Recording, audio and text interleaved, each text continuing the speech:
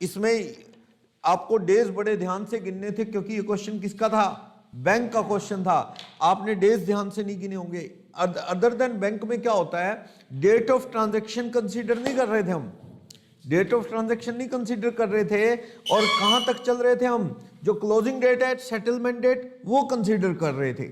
लेकिन बैंक में जिस दिन आप अकाउंट खुलवा रहे हो या जमा कर रहे हो या निकाल रहे हो, वो डे भी काउंट होना है। तो यहां पे आप फॉर्मेट बनाओगे तो सबसे पहले तो आपके पैसे पड़े हैं कितने, टू बैलेंस ब्रॉट डाउन 75। उसके बाद 14 जुलाई को आपने और जमा करवा दिए, पहले डेबिट पड़े हैं, डेबिट ध्यान देना, बैंक कह रहे इस पार्टी का अकाउंट क्या है, डेबिट। तो to balance brought down debit में 75, पर इस बंदे ने जमा करवा दिए बाय कैश 138। बैलेंस कितना हो गया इसका, 63,000 का बैलेंस हो गया।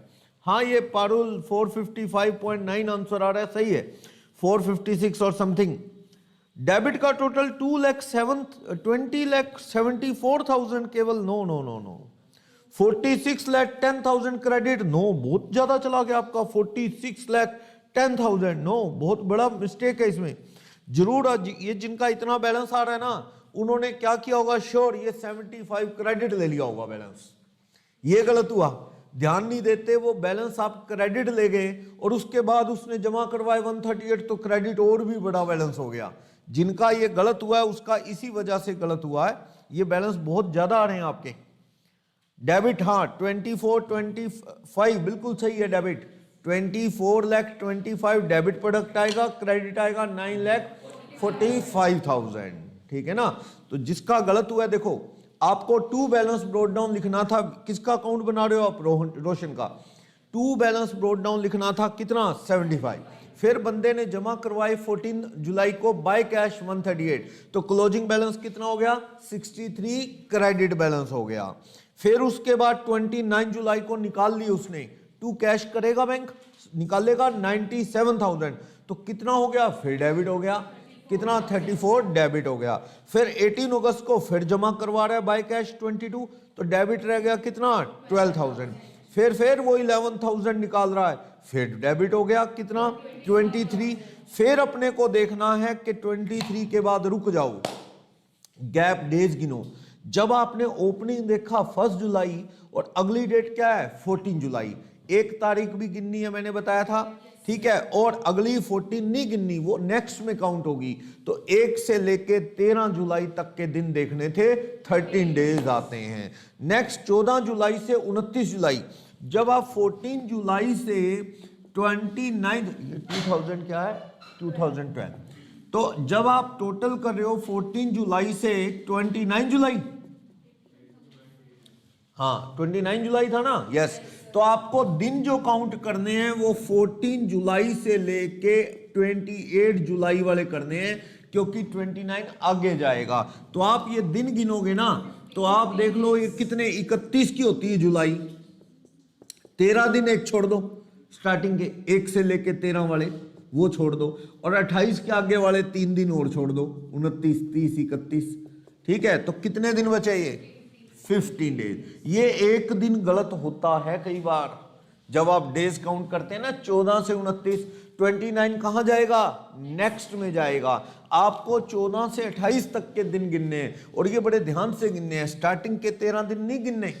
14 से लेके, या तो सिंपल लिखते चलो आप ऐसे 14, 15 लिख लो, 16, 17, 18, 19, अगर 1 मिनट लगता है, कोई ज्यादा टाइम नहीं लगता इसमें, 24, 25, 26, 27, 28 गिन लो, कितने दिन बनते हैं, ऐसे गिन लो। नहीं तो आप इनडायरेक्ट गिनने हैं, तो जुलाई 31 का होता है, तो आपको 14 गिननी है, स्टार्टिंग के 13 दिन नहीं गिनने, और लास्ट की 28 तक लेना है, आगे के दिन नहीं लेने, 29, 30, 31, 3 दिन वो छोड़ दिए, 13 दिन स्टार्टिंग के कितने दिन बने, 15। और तो कुछ है ही नहीं इस चैप्टर में, मेन डेज काउंट करने हैं। उसके बाद तो 2 तरीके हैं, एक तो सिंपल अकाउंट करंट, जैसे हम एक दूसरे का अकाउंट बनाते हैं, दूसरा बैंक वाला केस है, और तो कुछ है नहीं इसमें। चलो, उसके बाद 29 जुलाई से 18 अगस्त तक जा रहा है, 29 जुलाई से 18 अगस्त तक जा रहा है। ये देखो 18 नहीं लेनी, आपको जो गैप देखना है वो 29 जुलाई से लेके आपको 17 अगस्त तक का देखना है। ठीक है, आपको ये 18 नहीं काउंट करनी, तो डेज काउंट करो। जुलाई के कितने ले लोगे? 29, 30, 31, 3 दिन। और अगस्त के कितने? 17, तो कितने दिन बन जाएंगे? 20 दिन। देखो आपने कहीं 21 ना बनाए हो या 19 ना बना दिए हो, तो ये 20 दिन बनते हैं। फिर 18 अगस्त से 9 सितंबर, 18 अगस्त से 9 सितंबर कह रहे हैं ना, ओके। तो आपको ये 18 अगस्त से लेके आपको 8 सितंबर तक के लेने, क्योंकि ये 9th कहाँ जाएगा? नेक्स्ट में जाएगा। तो अगस्त के कितने ले लूं? 31 का है तो 17 छोड़ दो, 13 छोड़ूंगा ना, 17, तो कितने हो गए? 14। सितंबर के कितने? 8 टोटल। इस तरह से ये गैप ले लोगे। नेक्स्ट एंट्री है 9 सितंबर से 30 सितंबर, लास्ट 9 सितंबर से 30 सितंबर। यहां ध्यान देना, यहां 9 सितंबर से लेना है और 30 सितंबर भी लेना है। यस, यहां पे कोई अगली ट्रांजैक्शन नहीं है ना। 30 September is the date of settlement, closing date, तो 30 तारीख भी गिननी है। तो यहां पे जो डेज गैप देखोगे तो आपको 30 की सितंबर होती है, 8 दिन छोड़ दो, 1 से 8 तारीख के दिन छोड़ दो बस सितंबर के। तो ये कितने दिन बने? लास्ट में गलती हो जाती है, यहां पे 21 ले जाते हैं कई बार आप, 22। तो लास्ट में जो 23,000 बैलेंस आ रहा है ना, उसकी मल्टीप्लिकेशन 22 डेज से होनी है और टोटल आएगा 5,06,000। तो इस तरह से मल्टीप्लिकेशन करके 24,25,000 डेबिट में आएगा और क्रेडिट में 945 आएगा। अब इंटरेस्ट बनाना है, जब आपने 24,25,000 रुपए पे डेबिट में इंटरेस्ट ऑन डेबिट बैलेंस जो बनाएंगे 24,25,000 रुपए पे कितने परसेंट है डेबिट में? 10% पर annum इनटू कितने का? 1/366। यहां भी गलती हुई है, 365 लिया आपने, जिसमें कुछ पैसों में फर्क आ सकता है आपका, क्योंकि ये लीप ईयर है 2012, इसलिए बेस्ट है कि इसमें 366 ही लिया जाए तो ज्यादा बेटर है। कितना आएगा ये? 5। इसको 6 कर दो, इसको 3 कर दो, लास्ट में राउंड कर दो ना, 0.5 है तो 663। और इंटरेस्ट ऑन क्रेडिट बैलेंस कितना है? 9 लाख समथिंग है ना, 9,45,000। कितने परसेंट है? 8%। ना भी पर annum लिखा हो, अंडरस्टूड है पर annum होता है, महीने का 8% ब्याज तो चलने से रहा, बहुत ज्यादा हो जाएगा। तो अब तो मार्केट में इंटरेस्ट की रेट बहुत लो है इन दिनों में, तो लोन लेने वाले लोग बढ़िया हैं, खुश हैं, क्योंकि लोन लेने वाले लोगों के केस में ऐसा है, इंटरेस्ट की रेट बहुत कम होगी, 6-7%। उन लोगों को बड़ी दिक्कत में है वो लोग जिनके पास पैसा ही इंटरेस्ट का आता है और कमाई के कोई सोर्स नहीं है, क्योंकि उस पे भी इंटरेस्ट कम हो गया, एफडी पे, सेविंग अकाउंट पे, एफडी पे 5-5, 6-6% साल का हो गया, यानी 50 पैसे रुपए पर मंथ इंटरेस्ट है 100 रुपए पे, तो बहुत कम हो गया कहने का मतलब। तो चलो ये पर annum ही होता है, तो कितना? 1/366 कितना रहा? 55। इसको 207 कर दो, तो आप इन दोनों का नेट देखेंगे ना, 663 और 207 का, तो वो 456 बन जाएगा। और ये देखो डेबिट पे कितना लेना है? 663, क्रेडिट पे देना है 207, तो नेट लेना है बैंक ने कितने रुपए? 456।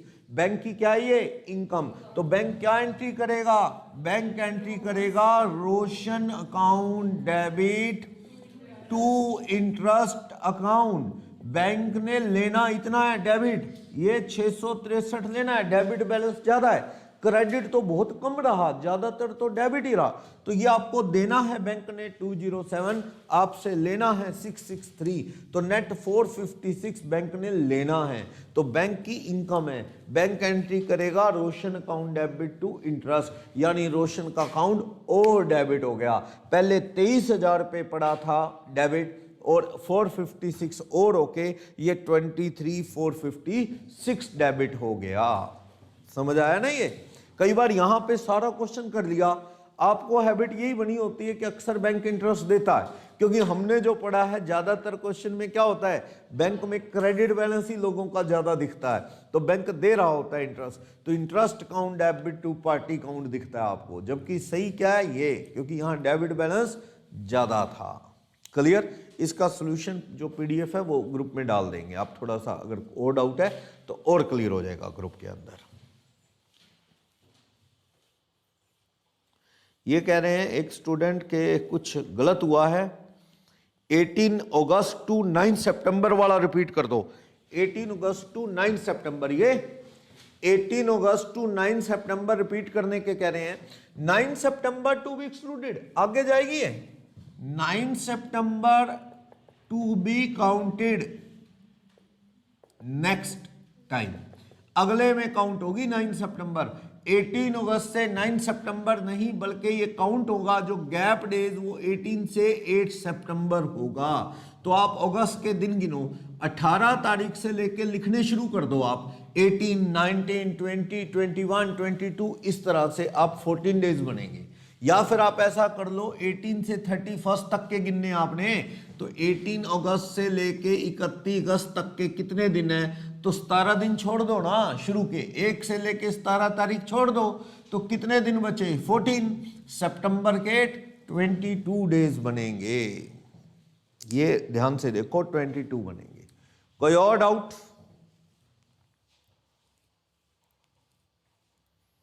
ये 13, 15, 20, 22, 22,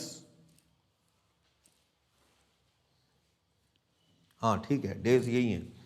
चलो कोई और डाउट इसके अंदर? इधर कोई भी प्रॉब्लम हो जाएगा ये? तो ये क्वेश्चन हो गया, मैं आपको इसका सॉल्यूशन जो है फॉरवर्ड कर दूंगा, अगर अभी भी कोई डाउट है तो वहां से क्लियर कर लेना, ठीक है। चलो second question, average due date का थिक और थिन के बीच में इंटरेक्शन हो रहा है, नॉर्मल क्वेश्चन है, कोई एक्स्ट्रा ऑर्डिनरी पॉइंट नहीं है इसके अंदर। तो आपको एवरेज ड्यू डेट फाउंड करनी थी, तो पैसे लेने देने कितने निकालने आपने, फाइनल बैलेंस कितना लेना है या देना है, 15,100। पैसे एक ने लेने एक ने देने, सिंपल अकाउंट तो बनाओ कम से कम। 15,100 रुपए क्वेश्चन नंबर 2 में नेट लेने हैं। अब क्वेश्चन ये नहीं है इंटरेस्ट वाला, ये क्वेश्चन तो ये पूछ अलग अलग डेट पे लेने और अलग अलग डेट पे देने। तो एक बीच की डेट बता दो, अलग चैप्टर है एवरेज ड्यू डेट, तो एक बीच की डेट बताओ कि जिस डेट को क्या है पैसे लिए दिए जाए, थिक थिन को या थिन थिक को, दोनों को कोई लॉस ना हो, तो वो डेट कौन सी है जी? लास्ट किया आप इधर, लास्ट 14 अगस्त, हाँ जी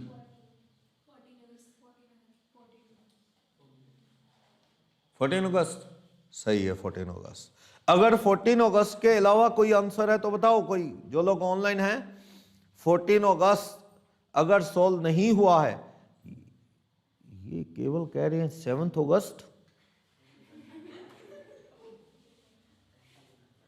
नहीं, कुछ गलत कर रहे हैं।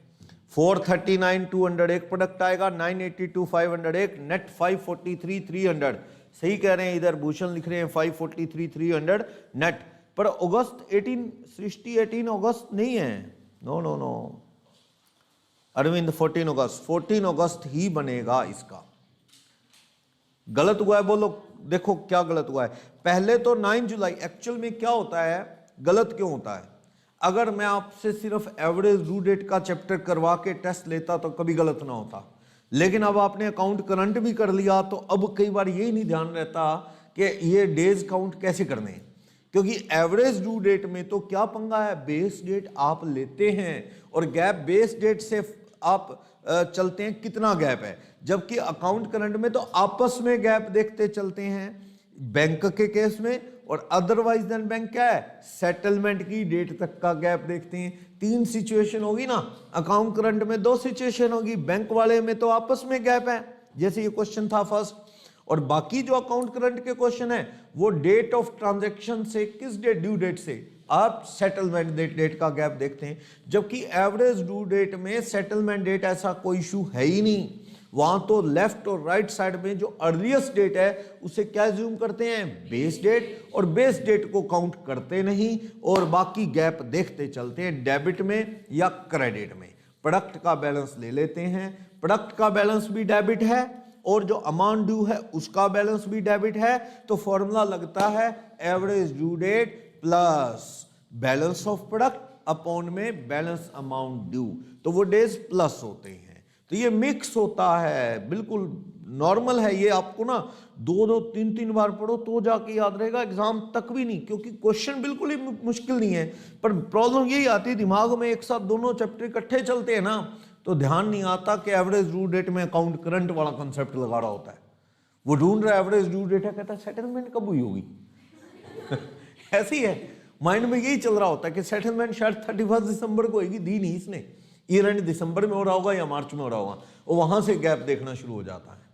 और एवरेज ड्यू डेट, फिर जब वो फॉर्मूला लगाते हैं ना, average due date is equal to base date plus, फिर याद आता है ओहो बेस डेट कहाँ है। अब तो ये तो क्वेश्चन और तरह से कर दिया, ये प्रॉब्लम होती है। तो जिनका गलत हुआ है कई बार ऐसा ही होता है। हाँ, वो कह रहे हैं डिवाइड गलत कर दिया, तो ये 14 अगस्त इसका करेक्ट आंसर है, 14 अगस्त। ये कह रहे हैं एक्सप्लेन करो। देखो सबसे पहले अब मैं सॉल्यूशन दूंगा आपको, बाकियों ने कर लिया, एक आधे बच्चे का डाउट है। 9 जुलाई को जो ट्रांजैक्शन हुई 7200 की, और इधर जो राइट साइड की ट्रांजैक्शन है वो 18,000 15 जुलाई को हुई, तो दोनों में से अर्ली डेट क्या है 9 जुलाई। तो लेफ्ट और राइट में से 9 जुलाई अर्ली है, बेस डेट 9 जुलाई ले ली। उसके बाद डेबिट की और एंट्री है 12,200 की, लेकिन वो 14 अगस्त है, तो गैप लिया आपने सही। जिसका गलत हुआ है 9 जुलाई से 14 अगस्त का गैप लोगे, ये गैप ही नहीं गलत सही हुआ होगा। 9 जुलाई से 14 अगस्त का जो गैप लिया होगा आपने क्वेश्चन नंबर 2 में डेबिट साइड में, तो 9 जुलाई तो बेस डेट है, वो तो काउंट करनी ही नहीं, बेस डेट छोड़ दो। आप देखो जुलाई के बाकी कितने दिन बचते हैं, 31 माइनस 9 22, और अगस्त के कितने बचते हैं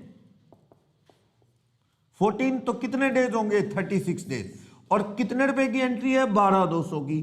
तो डेबिट साइड में जो मल्टीप्लिकेशन करके आएगा वो आएगा 439,200 प्रोडक्ट आएगा। बोलो क्या गलत हुआ अब आपका।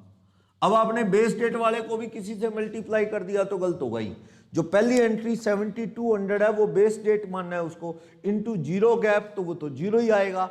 डेबिट में तो 7200 रुपए बेस डेट की एंट्री है, इनटू जीरो जीरो। दूसरी एंट्री ये वाली है 12,200 की, इनटू गैप कितना है बेस डेट से लेके अगली ट्रांजैक्शन का 439,200 प्रोडक्ट बनेगा। जो क्रेडिट है 15 जुलाई से बेस डेट वही रहेगी क्या 9 जुलाई से 15 जुलाई, तो 9 मत गिनो, यानी 10 to 15 कितने डेज बनेंगे 6, 10 11 12 13 14 15, ठीक है ना। नेक्स्ट ट्रांजैक्शन की डेट गिननी है, बेस डेट नहीं गिननी। 6 दिन बने क्रेडिट में, 18,000 इंटू 6 1,08,000 हो गया। उसके बाद अगली एंट्री राइट साइड की 31 अगस्त है, तो जब आप 9 जुलाई छोड़ दो, 10 जुलाई से 31 अगस्त के दिन गिनेंगे, 10 जुलाई से 31 अगस्त, क्योंकि मैंने 9 जुलाई नहीं गिनी ना, वो बेस डेट है, वो गिन ली तो गलत हो जाएगा, बेस डेट नहीं गिनते। तो जुलाई के कितने 31 माइनस 9 छोड़ दो 22, और अगस्त के कितने 31, तो कितने डेज हो गए 53 डेज। मल्टीप्लाई करो 16,500 क्रेडिट को 53 से, तो 874,500 आएगा। बस क्रेडिट में दो अमाउंट हैं, मल्टीप्लाई किया 6 से और 53 से, 18,000 को 6 से और 16,500 को 53 से, तो टोटल 982,500 आ गया। डेबिट में एक तो जीरो से मल्टीप्लाई होके नल हो गया, और दूसरा 12,236 से मल्टीप्लाई होके 439,200, 439,200 डेबिट में है, क्रेडिट में 982,500 है। नेट डिफरेंस जो आएगा 543,300 आएगा। वो क्रेडिट आएगा या डेबिट वो तो डिपेंड करता है आप किसकी बुक्स में बनाओगे। थिक की बुक्स में बनाओगे तो थिन का अकाउंट, थिन की बुक्स में तो फिर थिक का, तो वो तो जो भी आएगा डेबिट क्रेडिट 543,300 आ जाएगा। और प्रोडक्ट का बैलेंस है ये, ड्यू का भी बैलेंस उसी तरफ है, कितना 19,400 और 34,500 का डिफरेंस 15,100। तो बस वो बेस डेट 7 जुलाई 9 जुलाई प्लस 543,300 डिवाइडेड बाय जो 15,100, 36 डेज जोड़ दो, आंसर आ जाएगा। ठीक है ना, हो गया क्लियर। ये कहने ओके इस तरह से। वैसे मैं आपको इसका सॉल्यूशन दूंगा। कोई और डाउट है इस क्वेश्चन में तो बोलो, क्योंकि ऑलमोस्ट लोगों का हो गया, बोरिंग हो जाएगा अगर मैं फिर से सारा क्वेश्चन दोबारा से करूंगा। सॉल्यूशन दे दूंगा आपको, आप एक ही पॉइंट गलत होता है, अक्सर यही होता है, डेज का टोटल मल्टीप्लिकेशन ये वो, एक दिन कम ज़्यादा। जैसे बैंक वाले में लास्ट में पक्का स्टूडेंट एक दिन गलत लिख लेते हैं, इसमें 22 की जगह 21 लिख देते हैं, लास्ट डे नहीं गिनते, ऐसा रहता है। तो अदरवाइज और कुछ नहीं है। तो ये कंक्लूड हो गया है हमारा टॉपिक। इसके क्वेश्चंस में डाउट बोलो। Average due date account current के क्वेश्चंस बुकलेट में अगर आपने किए हैं तो कोई डाउट, वैसे मैंने आपको सारी वीडियोस कंप्लीट फॉरवर्ड कर दी इसीलिए। हाँ जी, देखते हैं क्वेश्चन नंबर, पेज नंबर बोल दो, पेज नंबर 358। 358 पेज पे एक डाउट कह रहे हैं, ये अपना टॉपिक है ये अकाउंट करंट का। हाँ जी, लास्ट वाली डेट 30 जून वाली, चलो दिन गिनो, 15 जून से 30 जून के दिन गिनो, 15 जून से 30 जून के। पेज 358 पे ये क्वेश्चन नंबर 4 के अंदर लास्ट एंट्री कह रहे हैं, वही बैंक का केस है तो थोड़ी कंफ्यूजन ही रहती है, याद ही रखना पड़ेगा। मतलब ये चीज, क्योंकि बैंक में डिपॉजिट करवाने वाला दिन भी काउंट करते हैं, अगला नहीं देखते। और जबकि आम जो बाकी क्वेश्चन है उसमें डेट ऑफ ट्रांजैक्शन जो है वो कंसीडर नहीं करते, अगले वाला करते हैं। बैंक में क्या उल्टा है थोड़ा। बाकी तो एक स्टूडेंट कहता है जी बात तो खैर घूम फिर के वही एक दिन आगे पीछे, लेकिन लास्ट डे में पंगा पड़ जाता है ना, लास्ट डे में एक दिन का फर्क आ जाता है, क्योंकि आप क्लोजिंग डे भी गिन लेते हैं और जो ट्रांजैक्शन है वो भी। तो यहां ट्रांजैक्शन कब हुई है? 15 जून को बंदे ने जमा किया है, क्वेश्चन नंबर 4, ये कल किया था शायद हमने, पेज 358। आपको 15 जून से 30 जून गिनना है और ये बैंक का क्वेश्चन है, बैंकिंग कंपनी का। तो आपको ये दिन 15, 16, 17, 18, 19, 20 ऐसे गिनने हैं। अगर थोड़ा भी डाउट है तो ऐसे गिनो, गलत नहीं होएगा, ठीक है, ऐसे गिन लो। नहीं तो सीधी सी बात है 30 भी इंक्लूड कर दी, हाँ 2 भी इंक्लूडेड, ये तो गिननी है क्योंकि ये अगली ट्रांजैक्शन की डेट नहीं है। अब ये क्या है, क्लोजिंग डेट है, इसलिए गिननी है। और ये तो इंक्लूड करते ही 2 भी इंक्लूडेड। तो सीधी सी बात है, आप ये देख लो कि जून के अपा ने 30 में से 14 दिन छोड़ दें, एक्सक्लूड करने, स्टार्टिंग के 14 दिन, यानी कि यहां कितने डेज बचेंगे? 16 डेज बन जाएंगे।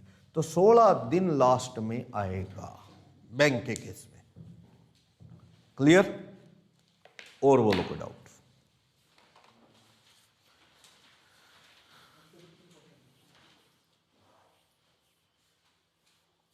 ये 16 डेज आएंगे, बुक में 16 डेज ही है, आप कहां से देख रहे हैं? हाँ वो करेक्शन थी, वो जब लूज पेजेस देखने होंगे आप, लूज पेजेस में यहां करेक्शन थी, बुकलेट में वो सारी करेक्शन करके आपको ये बुकलेट मिली हुई है। इसके पेज नंबर 358 पे देखो, बुकलेट में बिल्कुल ये सही है, 16 डेज है। लूज पेजेस छोड़ो, वो करेक्शन थी उसमें, बुकलेट में सही है 16। और देखो पेज नंबर बताओ। चलो चलते हैं, एक टिपिकल क्वेश्चन है 363 पे, शायद ये वही वाला है क्या, दोनों तरफ रिवर्स आ रहे हैं। चलो देखते हैं 363 पे ना, ठीक है।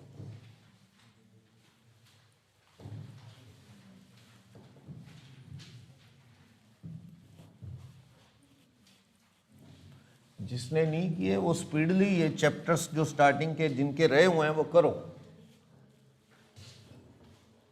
जैसे जैसे एग्जाम नजदीक आता है ना तो डेज डिवाइड होते चले जाते हैं, आपको लगता है जी दिन इतने बचे हैं और सिलेबस कई बार है आपने रिवाइज करना है, तो स्पीडली करते चले जाओ।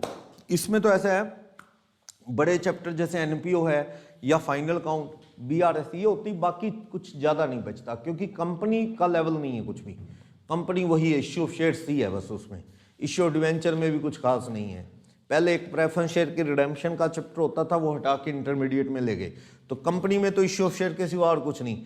पार्टनरशिप सारी वही है, सिर्फ एक आधा जेएलपी का पॉइंट और जोड़ा है, ऑलमोस्ट सेम है। वरना अगर वो +2 में ना पढ़ाओ तो काफ़ी लेंदी है वो पार्टनरशिप। कहाँ +2 में सारा साल पार्टनरशिप और कंपनी पढ़ते रहे, पढ़ाई क्या आपने, और सिर्फ वो रेशो और कैश फ्लो, तो यहाँ उसकी खास वेटेज ही नहीं है, मान के चलो। तो और काफ़ी चैप्टर्स हैं तो वो उसकी वेटेज कम हो गई है। देखते हैं क्वेश्चन नंबर 15 क्या कह रहा है। इन्होंने हटा दिए 3-4 चैप्टर। रॉयल्टी काउंट, कोई लास्ट में पेपर लगा हो ना तो उसमें कोई रॉयल्टी के नाम से क्वेश्चन हो तो हटा देना। ज्वाइंट वेंचर लिखा है तो नहीं करना वो क्वेश्चन। ज्वाइंट वेंचर कहीं भी लास्ट में पेपर लगे हैं एक दो, वो कई बार क्या पहले सिलेबस में था, अभी लास्ट अटेम्प्ट में हटा दिया। और रेशो के क्वेश्चन, ये 3 चैप्टर हटा दिए उन्होंने। मतलब मेरे ख्याल से तो है नहीं, पर कई बार कोई पेपर ही पुराना टाइप हुआ है 2018 वाला या कुछ, उसमें बाय चांस हो तो ये नहीं करने आपने, हटा दिए गए हैं सिलेबस में से। Royalty account, joint venture account और रेशो, जो +2 में रेशो किया वो अब इंटरमीडिएट में मिलेगा आपको, यहाँ से उठा के इंटरमीडिएट में ले गए उसे, क्योंकि सिलेबस ज़्यादा था इधर। चलो question number 15 page number 363। Following transaction took place between X and Y. X and Y के बीच में क्या ट्रांजेक्शन हुई? फर्स्ट अप्रैल 11 को amount payable by X to Y, X ने किसको देने हैं? वाई को। फिर रिसीव हुई एक्सेप्टेंस, फिर बीआर, फिर माल बेचा है। बनाना किसकी बुक्स में? सीधा पहले वही पढ़े आप। कहता है prepare wise account in books of x for the month of April 11 taking interest 18% per annum. Okay, तो आप इस क्वेश्चन में क्लियर कट जानते हैं कि मुझे किसकी बुक्स में बनाना है? एक्स की बुक्स में। एक्स की बुक्स में किसका अकाउंट बनाना है? Y in account current with X. Actual में ये क्या है? ये वाइज अकाउंट है, ये आप जानते हैं। तो आप डेट ऑफ ट्रांजैक्शन लिख लो, पर्टिकुलर्स लिख लो, अमाउंट, ड्यू डेट, गैप, और अगर प्रोडक्ट बनाना हुआ तो ठीक है, date of transaction, particulars, amount, gap, वो देखो ड्यू डेट, गैप डेज और प्रोडक्ट। चलो लिखता हूं मैं यहां पे, ये डेट ऑफ ट्रांजैक्शन, पर्टिकुलर्स। ये ना एग्जाम में कोई वो कई बार +2 में शायद ऐसा ना आप लोगों को टीचर बताता है पेंसिल से बना लो ऐसा कुछ, तो ऐसा कोई इशू नहीं है, कोई पेंसिल वेंसिल नहीं चाहिए, स्केल की भी कोई ज़रूरत नहीं है। यहाँ पे मेन कंसेप्ट सही होना चाहिए, वो कोई चक्कर नहीं है, अभी अच्छा साफ साफ सा किया हो, ठीक है। स्पीड चाहिए, अपना क्वेश्चन कंक्लूड अच्छे से करना है, तो वो कोई इशू नहीं, पेन से बनाना है या पेंसिल से या कुछ, आप अपना स्केल लेके जाए ना लेके जाए कोई फर्क नहीं पड़ता। चलो ले जाना चाहे ले जाए, आपको हैबिट है, अच्छा है, कोई दिक्कत नहीं है। अमाउंट और ड्यू डेट और गैप, प्रोडक्ट बनाना है तो ठीक, नहीं तो इंटरेस्ट बना दूंगा। डेट ऑफ ट्रांजैक्शन, अमाउंट और ड्यू डेट, गैप डेज, और अगर प्रोडक्ट बनाना है तो वो पढ़ता हूं मैं, पहले ऐसा करता हूं मैं, अकाउंट बनाता हूं, फिर देखते हैं प्रोडक्ट और गैप और वो सारी चीजें। शुरू करो, क्या कह रहा है? ओपनिंग 1 जुलाई को amount payable by X to Y. ध्यान देना, किसने किसको देना है? एक्स ने देने हैं। एक्स की क्या है? लाइबिलिटी है ना, एक्स ने किसको देना है? वाई को। तो एक्स की लाइबिलिटी है ना, तो इधर लिखना है by balance brought down amount due to Y. Y Y X तो ये खुद है ही है, अमाउंट ड्यू टू वाई। इसने वाई को कितना देना है? 1 अप्रैल 2011 करना कितना? 10,000। पहले तो अकाउंट बनाओ फिर देखते हैं। 7 अप्रैल को क्या हुआ? रिसीव हुई acceptance of X to Y. X की एक्सेप्टेंस है, वाई के लिए क्या है? बीआर। वाई के लिए क्या है? छोड़ो, मुझे तो किसके लिए सोचना है? एक्स के लिए। मैं तो किसकी बुक्स बना रहा हूं? एक्स की। तो एक्स ने क्या किया है? बिल एक्सेप्ट किया है, तो क्या लिखेगा? टू बीपी अकाउंट, वाई के फेवर में, in favour of Y. Y के फेवर में एक्सेप्टेंस दी है, कितने रुपए? 5। कब दी है ये ट्रांजैक्शन? कब हुई है? 7 अप्रैल 2011 को। पर नहीं, आप मुझे ड्यू डेट बताओ। ये कह रहा है 7 अप्रैल को दिया है, लेकिन 2 महीने का है, गिनना 7 अप्रैल से 7 में 7 जून, 3 दिन ग्रेस, 10 जून, ये 10 जून बन गई। पता लगा ना 10 जून कैसे बनी? 3 दिन ग्रेस के जोड़े, 2 महीने का बिल है, 7 अप्रैल से 7 मई, 7 जून, 3 दिन ग्रेस, 10 जून। आगे चलो, क्योंकि ये डेट ऑफ ट्रांजैक्शन तो बनाओ ना बनाओ, मेन तो अपने ये काम आना है। चलो आगे क्या कहता है? 10 अप्रैल को बीआर आया, is honoured on this due date. 10 अप्रैल को बीआर एक्सेप्टेड बाय वाई। अच्छा, ये बिल किसने एक्सेप्ट किया था? वाई ने। Bill accepted by Y on 7th February 11 is honored। यानी अब कोई बिल आया है क्या आपको? कोई बिल आया है? ना ना, पास्ट में बिल आया था कोई, अब उसने क्या कर दिया? ऑनर। कब आया था? 7 फरवरी 11 को। 7 फरवरी 11 को हमें बिल आया होगा वाई से। कितने रुपए का? 10,000 रुपए का। आज तो उसने ऑनर कर लिया है, उसकी पेमेंट दे दी है। आज 10 अप्रैल है ना, आज 10 अप्रैल है, यस। 10 अप्रैल को तो क्या है? अमाउंट रिसीव हुआ है, amount receive against Y's bill. अब क्या एंट्री होगी? आपकी एंट्री होगी बैंक या cash account debit to BR. बस बोलो, क्या वाई के अकाउंट को दोबारा कम कर दूं क्या? वाई से पैसे पहले आ गए जब आया होगा बाय बीआर, अब पेमेंट आने पे फिर कम कर दूं? नहीं, इस एंट्री को मत कर देना, कहीं गलत हो जाएगा, क्योंकि ये तो अगेंस्ट पहले वाला बिल था, कोई फरवरी में आया था, उसकी पेमेंट आई है, तो पेमेंट आएगी तो ये एंट्री होगी। लेने देने में कुछ एंट्री नहीं होगी। आगे चलो। एक्स ने माल बेचा वाई को 15,000 रुपए का 10 अप्रैल को। 10 अप्रैल को टू सेल्स अकाउंट कितने का माल बेचा? 15। और इसकी ड्यू डेट 10 अप्रैल को बेचा, पर आपने टाइम दे दिया उसे 10 मई का कि करैश 10 मई को दे दे। उसको टाइम 10 मई का दे दिया आपने। आगे चलो क्या कहता है। उसके बाद कहता है 12 अप्रैल को एक्स को रिसीव हुआ चेक, किससे? वाई से, बाय बैंक। 12 अप्रैल को चेक मिला, 12 अप्रैल को बाय बैंक चेक मिला, चेक रिसीव।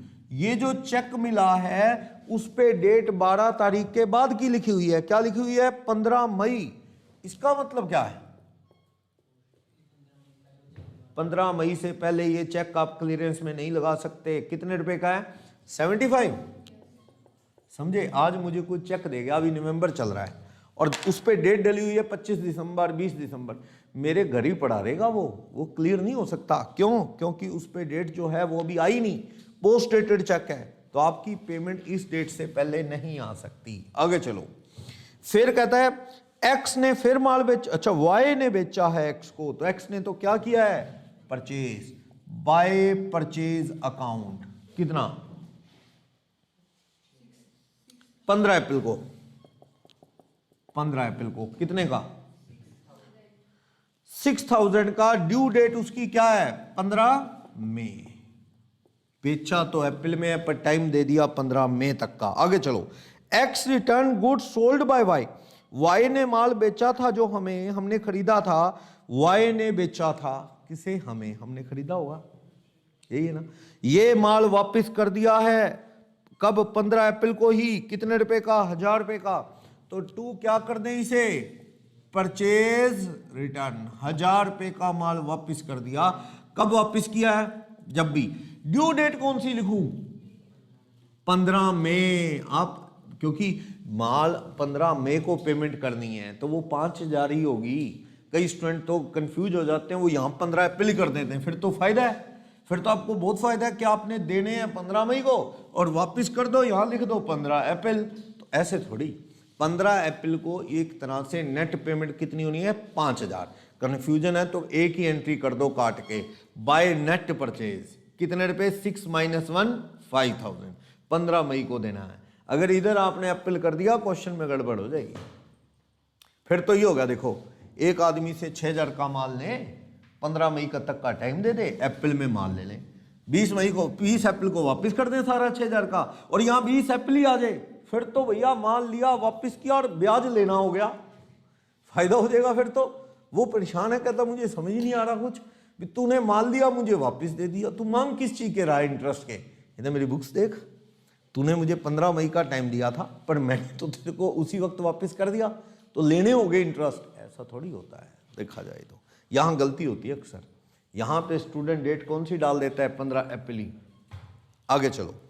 फिर कहता है bill accepted by Y. Y ने जो बिल एक्सेप्ट किया था डिसऑनर हो गया। अच्छा, वाई से बिल कौन सा आया था अपने को? वाई से बिल आया था क्या? देखना, bill accepted by Y is dishonour on this due date. Y ने बिल एक्सेप्ट किया था क्या? इस ना, यानी ये कोई पास्ट में बिल एक्सेप्टेड है। ऊपर तो मुझे कहीं नहीं दिख रहा कि बाय बी आ रहा है यहां, नहीं, इन पास्ट बिल रिसीव्ड, यानी कि वाइज एक्सेप्टेंस, वाई की एक्सेप्टेंस टू एक्स। पास्ट में क्या हुआ, बिल रिसीव बाय, किसको मिला, एक्स को। डिसऑनर ऑन, कब डिसऑनर हुआ है ये 20 अप्रैल को हुआ है, 20 अप्रैल 2011 में। तो 20 अप्रैल को आप क्या एंट्री करोगे, आप वाई को वापस डेबिट करोगे तो टू बिल करोगे वापस जो डिसऑनर हुआ है, कितने रुपए, 5000 रुपए। मुझे नहीं पता ये कब का बिल है, पर मुझे ये पता है लेने पैसे बढ़ गए वापस। अब वाई से वापस 5000 रुपए और लेने हैं ना। जब पास्ट में बिल आया होगा तो वाई का अकाउंट काट दिया होगा आपने 5, लेकिन वो बिल का फायदा ही क्या, जब वो क्लियर ही ना हुआ, पेमेंट ही ना आई, बाउंस हो गया, तो वापस पेमेंट जो है डेबिट हो जाएगी टू बीआर अकाउंट। क्या हो चुका है ये बिल, डिसऑनर हो गया है। कब मिला था पता नहीं, पास्ट में, रिसीव्ड इन पास्ट, कभी पास्ट में हमें मिला होगा, कितने का, 5000। वापिस गया है 20 अप्रैल को, तो 20 अप्रैल लिख रहा हूं। यहां पे ओपनिंग बैलेंस है, ड्यू डेट 1 अप्रैल ही लिख रहा हूं ओपनिंग की। चलो अब आपको कहता है कि आप इससे सेटलमेंट करो अप्रैल के लिए, अप्रैल मंथ के लिए सेटलमेंट है। तो मानो क्लोजिंग कब हो रही है, 30 अप्रैल, अप्रैल मंथ के लिए कह रहा है, तो सेटलमेंट की जो डेट है वो क्या मानना ठीक है, सेटलमेंट की जो डेट 30 अप्रैल मानना ठीक है। ओके, 30 अप्रैल। ओके, और इंटरेस्ट की रेट कितनी है, इंटरेस्ट की रेट है 18% पर annum। ओके, तो शुरू करो यहां पे किस तरह से इसे सॉल्व करें। गैप देखना शुरू करो 30 अप्रैल तक का। तो 7 अप्रैल से 30 अप्रैल तक का क्या, यहां पे तो ओपनिंग डेट है, ध्यान देना, ये 1 अप्रैल ओपनिंग है, डेट ऑफ ट्रांजैक्शन नहीं है। तो आपको 1 अप्रैल से 30 अप्रैल के गिनने हैं, तो कितने दिन बन जाएंगे, 30। यहां गिनो 12 अप्रैल से 30, 12 नहीं गिननी। यहां पे ये सीधा सेम क्वेश्चन है, बैंक का केस नहीं है ये नॉर्मल क्वेश्चन है, अदरवाइज देन बैंकिंग। तो आप इस केस में डेज काउंट करेंगे। ओपनिंग में तो दिन गिन लिया, opening date is to be included, opening date तो इंक्लूडेड होगी। ओके, जब आपने 1 अप्रैल 11 से लेके 30 अप्रैल 11 तक के दिन गिने तो वो 30 बन गए। ओके, लेकिन जब आपने दिन गिने 12 अप्रैल 11 से लेके 30 अप्रैल 11 तक के,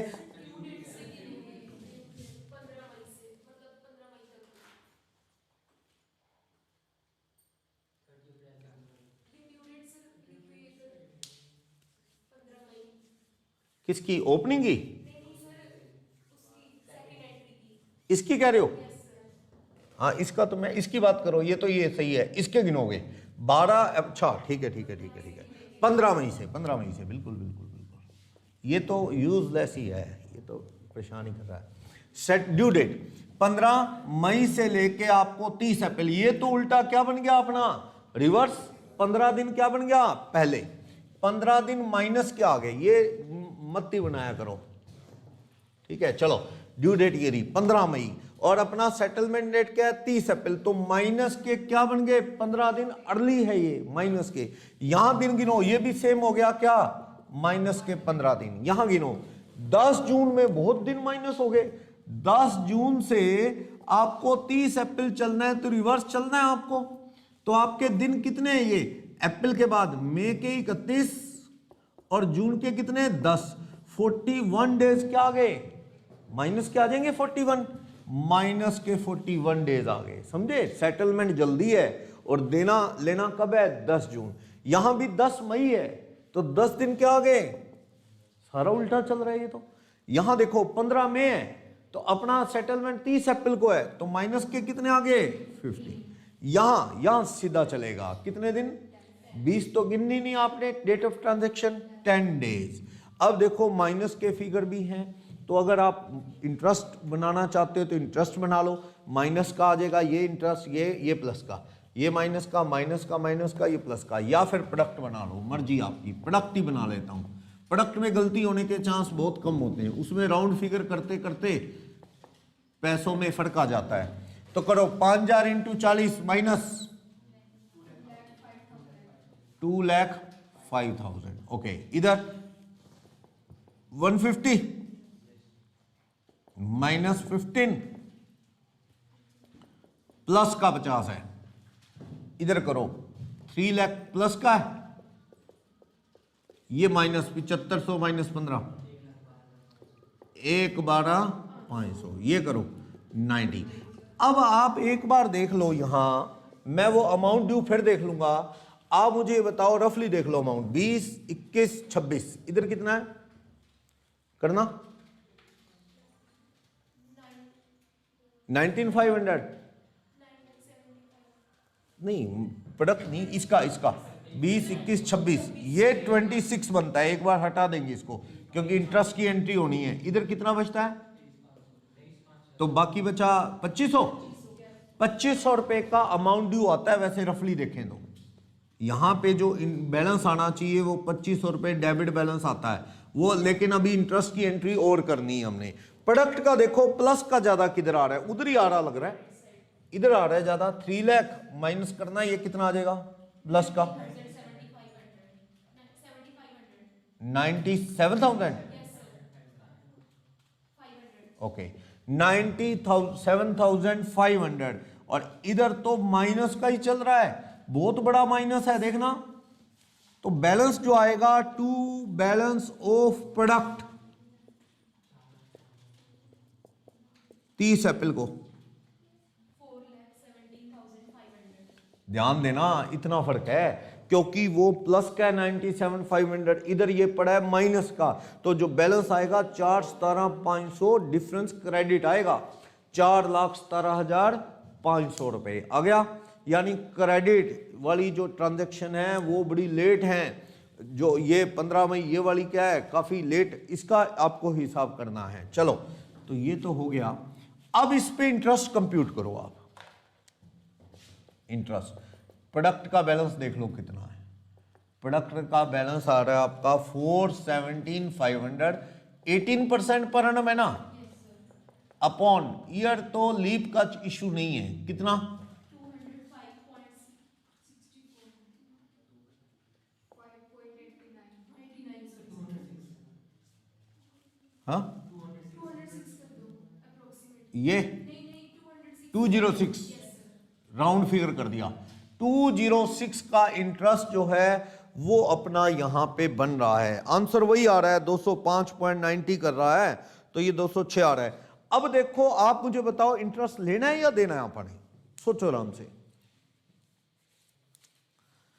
डेबिट का मतलब क्या होता है, मेरी बुक्स में अगर कोई डेबिट है तो मैंने लेने हैं, क्रेडिट है तो मतलब देने हैं। ये बैलेंस देखो कितना आ रहा है 2500 रुपए मैंने लेने हैं या देने हैं। मतलब आप कौन है बुक्स बना रहे हैं, एक्स ने 2500 लेने हैं या देने हैं, लेने हैं। 2500 डेबिट है, लेने हैं। लेकिन डेबिट का प्रोडक्ट थोड़ा है, क्रेडिट का ज्यादा है। ये जो प्रोडक्ट बैलेंस है ये कौन सा है, प्रोडक्ट बैलेंस क्रेडिट है, यानी क्रेडिट साइड ज्यादा है, यानी इंटरेस्ट पेबल है, पेबल टू वाई है, यानी कि एक एक्सपेंसिस है, नुकसान है। तो आप interest account debit to Y करेंगे कितने रुपए, 206 रुपए। तो आप यहां एंट्री करेंगे 30 अप्रैल को, 30 अप्रैल को बाय इंटरेस्ट अकाउंट 206 रुपए देने हैं। तो आप देखो यहां बैलेंस जो बचना चाहिए 2500 नहीं 2394 रुपए बच जाए, 2294, 2200। समझे, खत्म हो गया क्वेश्चन, कोई भी डाउट इसमें। तो ये अपने इंटरेस्ट क्रेडिट साइड एक्सेस है तो अपने देना है, ठीक। कितने रुपए, 206। तो बंदे से 2500 लेना कह रहे थे हम, लेकिन 294 इंटरेस्ट काट के नेट 30 अप्रैल को अगर वो आपको 2294 दे दे तो आपका हिसाब बिल्कुल सही हो जाएगा, ना आपका लॉस है ना उसका लॉस है। इस चैप्टर में सबसे अच्छा मतलब टिपिकल क्वेश्चन यही वाला है, ठीक है। मैं आपको कह रहा था कि प्लस से ज्यादा माइनस की फिगर ज्यादा है। देखो अगर आप इसका इंटरेस्ट बनाओ, घर पे बना लेना, टाइम लगेगा 15 मिनट इसमें, तो आप इंडिविजुअली इंटरेस्ट बना लेना। जैसे ये 5000 पे 18% 41 डेज का माइनस का इंटरेस्ट, इसका भी माइनस का इंटरेस्ट, इसका भी माइनस, इसका प्लस का, इसका भी प्लस, इसका इंटरेस्ट माइनस, इसका इंटरेस्ट माइनस। तो ये डिफरेंस आएगा इंटरेस्ट का, वो अप्रोक्सीमेटली 206 रुपए के आसपास आ जाएगा। जिसे पर रेड इंक इंटरेस्ट कहते थे। रेड इंक इंटरेस्ट इसी को बोलते हैं। समझ आया क्वेश्चन नंबर 15? और कोई डाउट अकाउंट करंट और एवरेज ड्यू डेट के किसी भी क्वेश्चन में है तो बोलो।